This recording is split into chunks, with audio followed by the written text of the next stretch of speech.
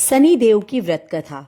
एक समय सभी नवग्रहों सूर्य, चंद्र, मंगल, बुध, बृहस्पति, शुक्र, शनि, राहु और केतु में विवाद छिड़ गया कि इनमें सबसे बड़ा कौन है। सभी आपस में लड़ने लगे और कोई निर्णय न होने पर देवराज इंद्र के पास निर्णय कराने पहुंचे। इंद्र इससे घबरा गए और इस निर्णय को देने में अपनी असमर्थता जताई। परंतु उन्होंने कहा कि इस समय पृथ्वी पर राजा विक्रमादित्य है, जो कि अति न्याय प्रिय है। वे ही इसका निर्णय कर सकते हैं। सभी ग्रह एक साथ राजा विक्रमादित्य के पास पहुंचे और अपना विवाद बताया, साथ ही निर्णय के लिए कहा। राजा इस समस्या से अति चिंतित हो उठे, क्योंकि वे जानते थे कि जिस किसी को भी छोटा बताया वही कुपित हो उठेगा।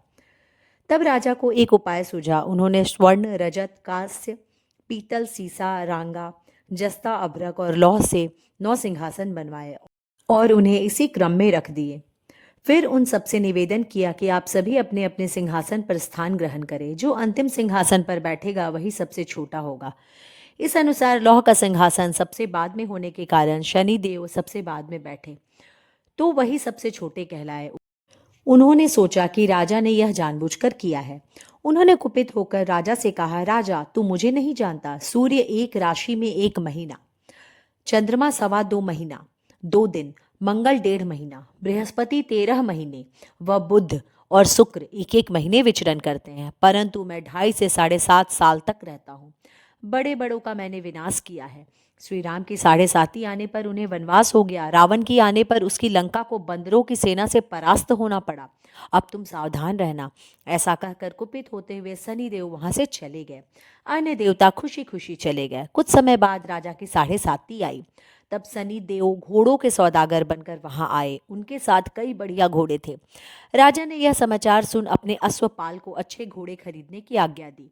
उसने कई अच्छे घोड़े खरीदे व एक सर्वोत्तम घोड़े को राजा को सवारी हेतु दिया। राजा ज्यों ही उस पर बैठा, वह घोड़ा सरपट वन की ओर भागा। भीषण वन में पहुंच वह अंतर्ध्यान हो गया और राजा भूखा प्यासा भटकता रहा। तब एक ग्वाले ने उसे पानी पिलाया। राजा ने प्रसन्न होकर उसे अपनी अंगूठी दी। वह अंगूठी देकर राजा नगर को चल दिया और वहां अपना नाम उज्जैन निवासी वीका बताया।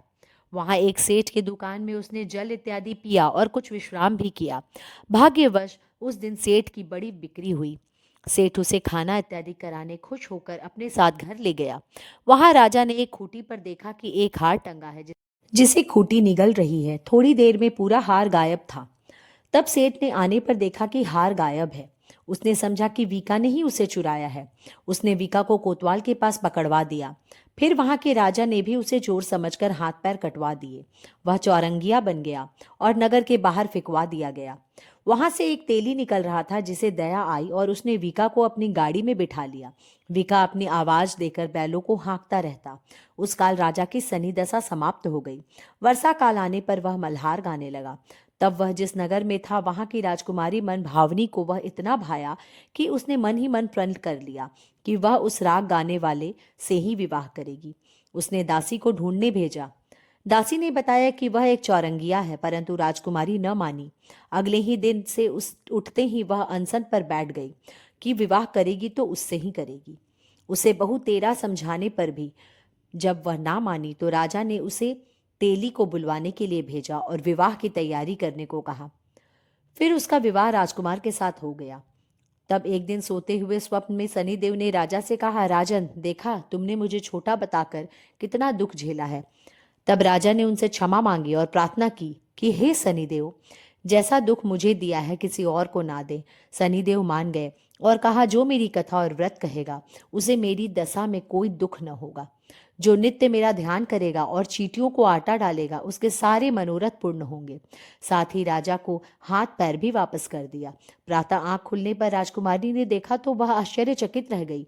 वीका ने उसे बताया कि वह उज्जैन का राजा विक्रमादित्य है। सभी अत्यंत प्रसन्न हुए।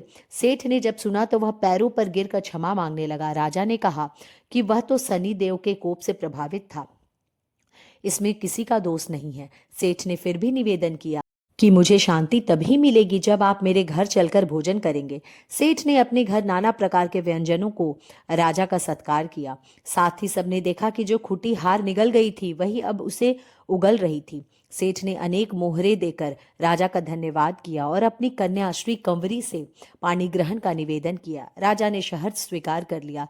कुछ समय पश्चात राजा अपनी दोनों रानियों मनभावनी और श्री कंवरी को सभी उपहार सहित लेकर उज्जैन नगरी को चले गए। वहां पुरवासियों ने सीमा पर ही उनका स्वागत किया। सारे नगर दीपमाला हुए। वह सबने खुशी मनाई। राजा ने घोषणा की कि मैंने शनिदेव को छोटा बताया था, जबकि असल में वही सर्वोपरि है। तब से सारे राज्य में शनिदेव की पूजा और कथा नियमित होने लगी। सारी प्रजा ने बहुत समय खुशी और आनंद के साथ बिताया। जो कोई भी शनिदेव की इस कथा को सुनता या पढ़ता है उसके सारे दुख दूर हो जाते हैं। व्रत के दिन इस कथा को अवश्य पढ़ना चाहिए।